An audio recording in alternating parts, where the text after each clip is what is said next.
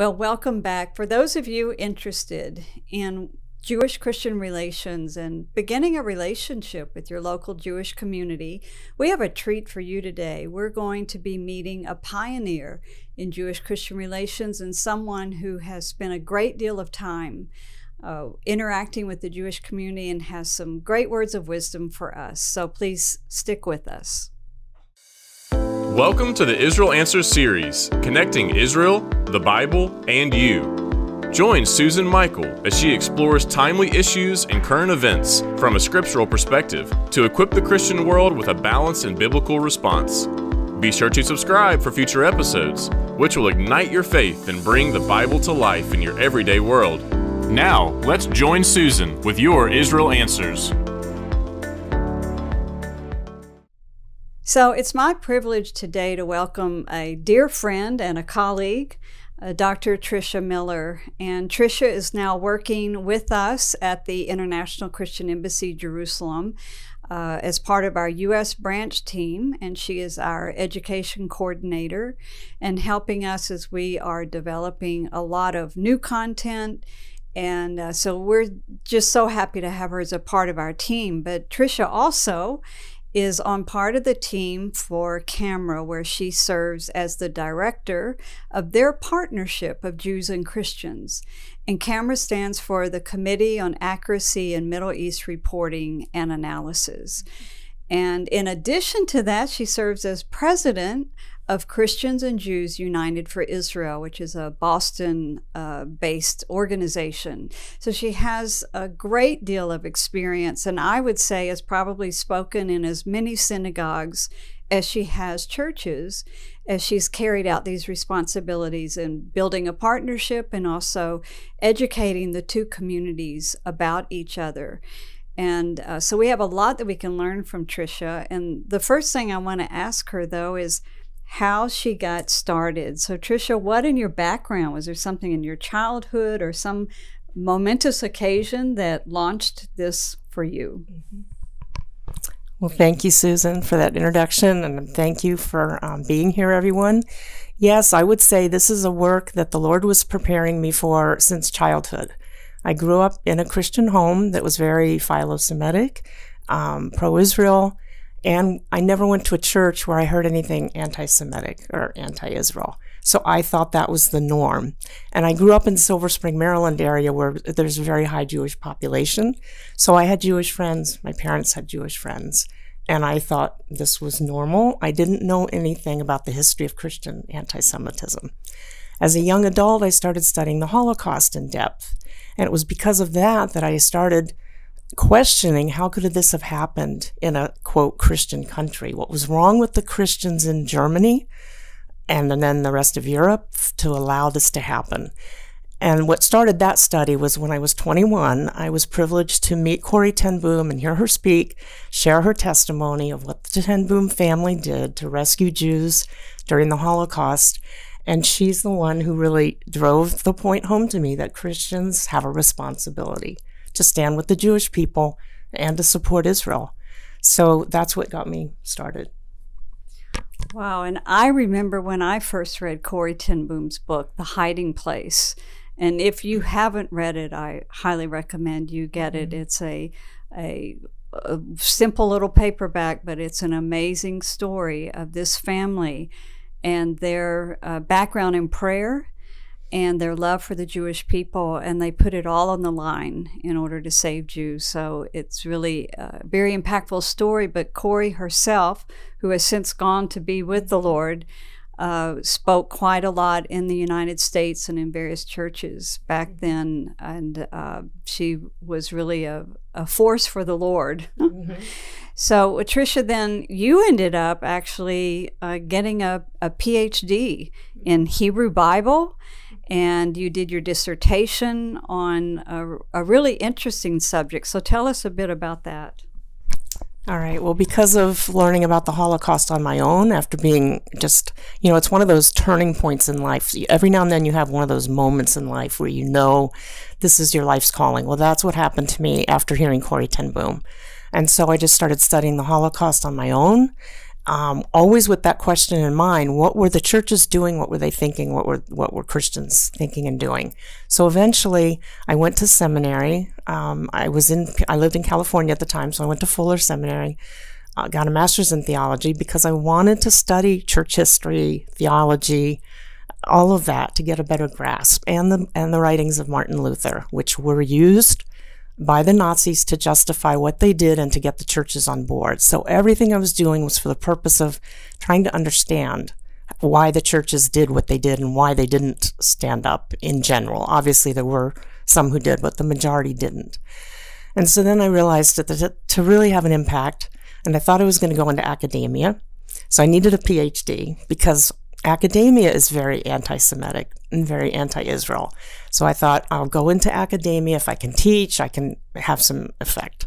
So I got a PhD in Hebrew Bible and did my dissertation on Esther because it is a story about an attempted annihilation of the Jewish people. And I could look at the history of anti-Semitism by looking at the history of Christian interpretation of Esther, which is very anti-Semitic. So that's what I did. Now, you're going to have to explain a little bit of that more for us.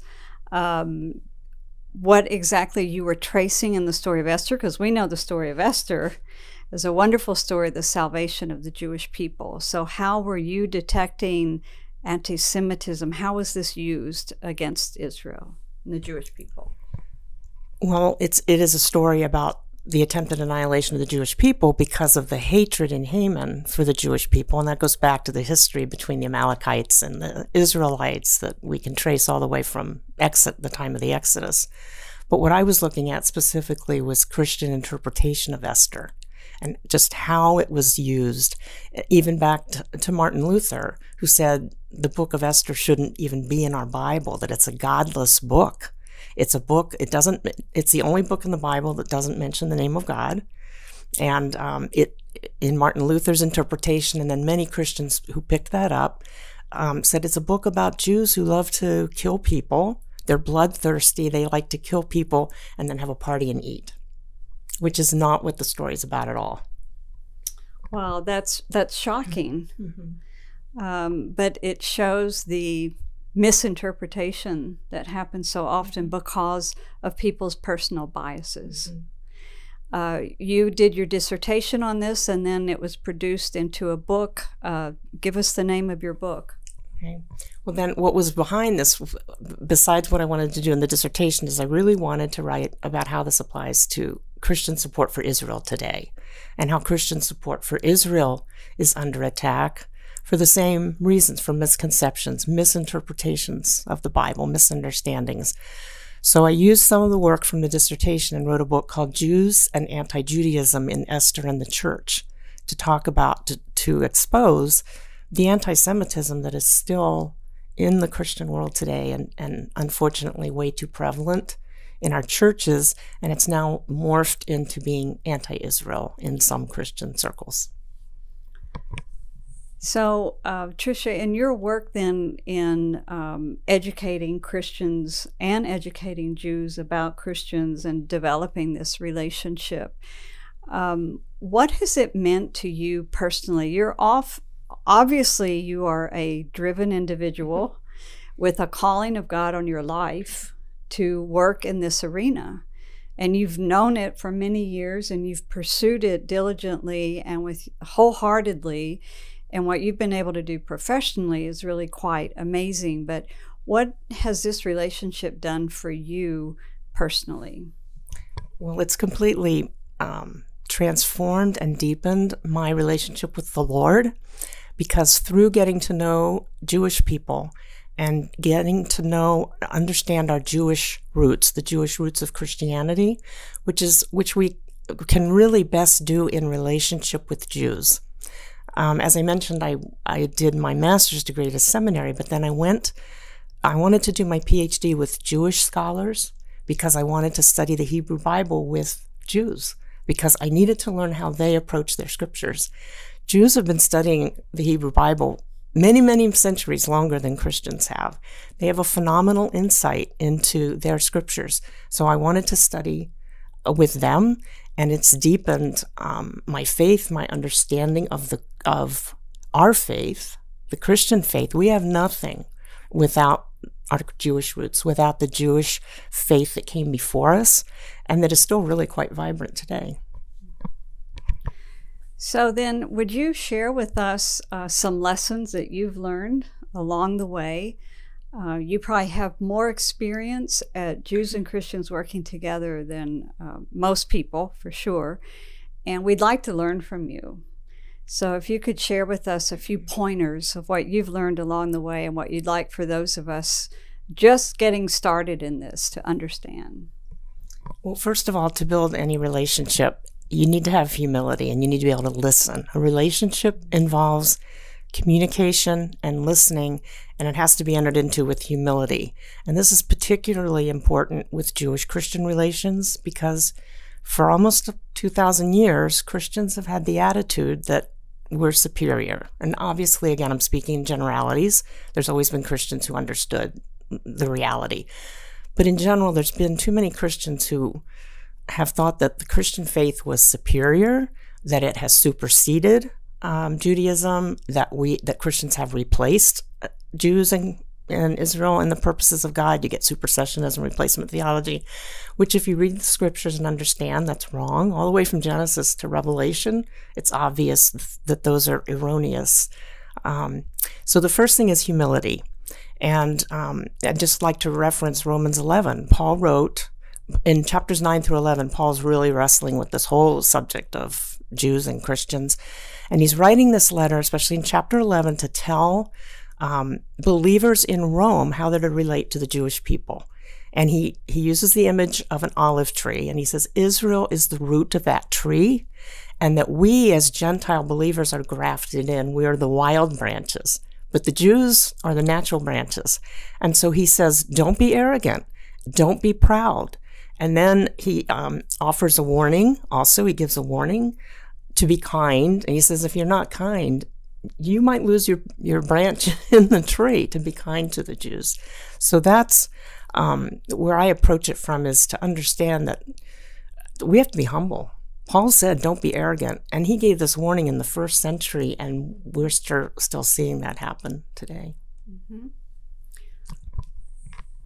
Well, I think few of us really grasp what Romans 11 is saying there. Paul is actually warning us of a separation from the root if our attitude isn't right towards the root.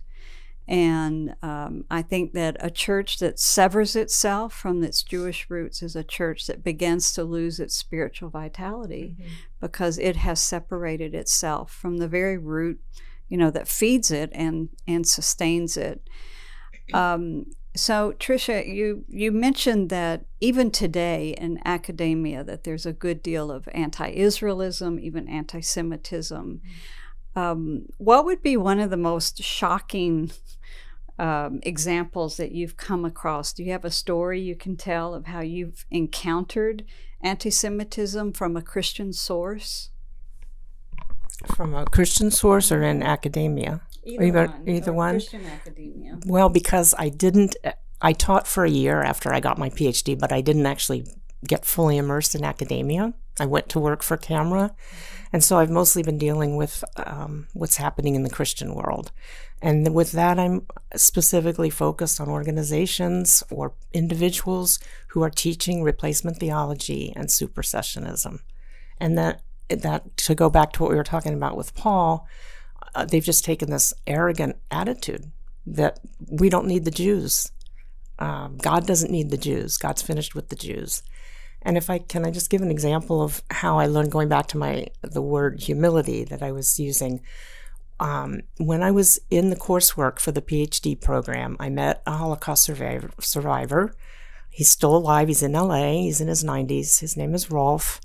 And I met him because he spoke at the Museum of Tolerance in Los Angeles.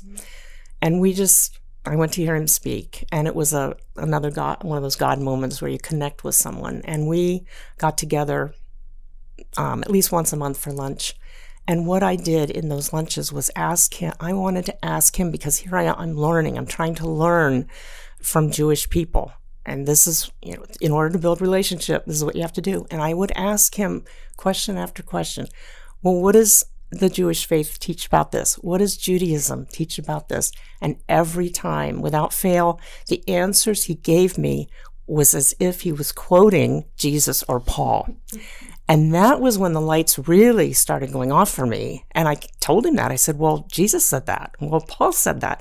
And that's when the lights were really going off for me, that how Jewish our faith is and how Jewish Jesus and Paul were teaching. So that's the best story I have for an example of learning. And what about in your work with Jews and Christians then? Do you have one of your favorite stories of maybe something that you saw happen or that you were involved in, or just showed the blessing of this relationship that you've been helping to start?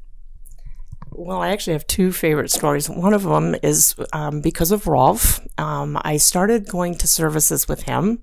The first service I ever went to with him at his synagogue was Purim, because I was obviously very interested in the holiday of Purim because of my work in Esther.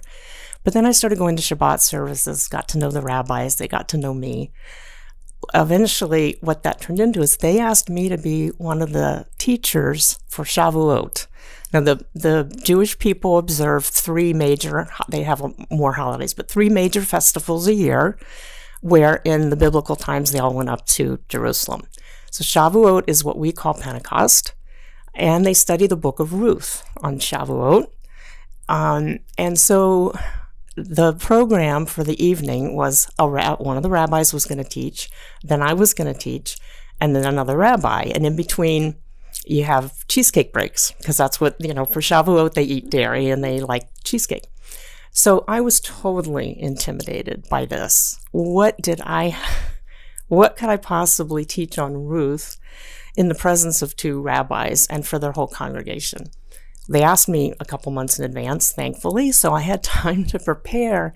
And what the Lord showed me was that this was my calling, made it very specific, that God's called me to be a Ruth, where it says we're Ruth, she was the Gentile woman joining herself to the Jewish people.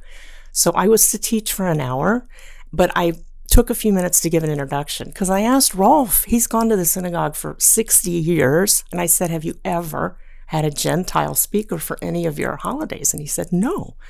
So now I'm more intimidated.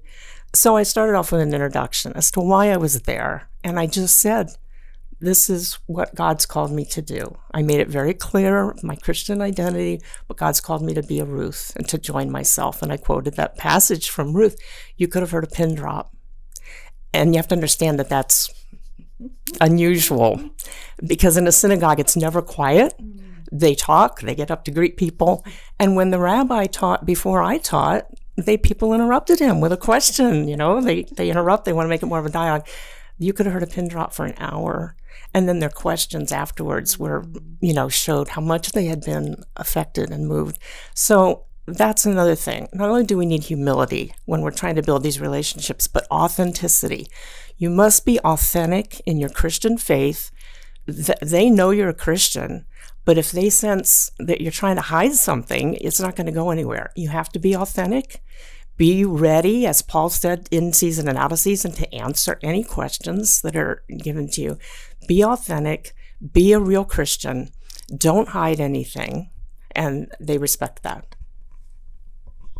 That's wonderful. Did you say you had a second story to tell? Yeah, I did. This is about Rhode Island. Once I was in Massachusetts, I was asked to speak in a synagogue that was in Massachusetts, but 2 men were there from Rhode Island, and they came up to me afterwards. One was a Jew and one was a Christian pastor, and they had been trying for years to build something between Christians and Jews in Rhode Island, and were totally frustrated.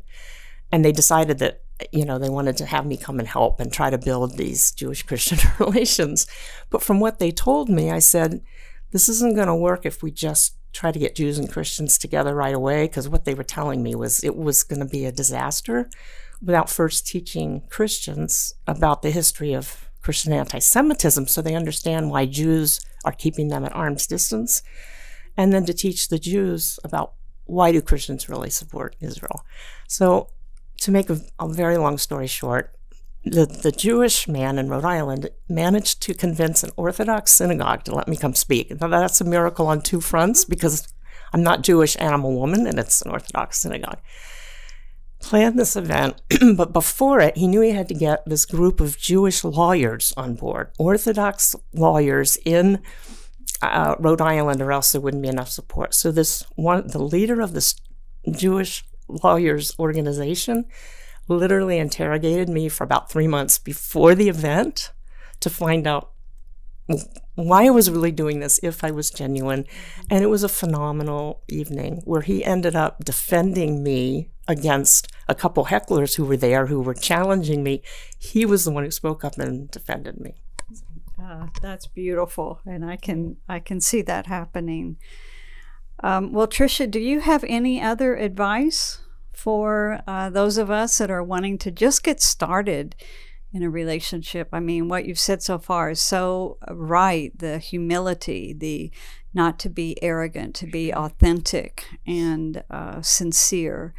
Do you have any other advice for us? Well, patience. It takes time.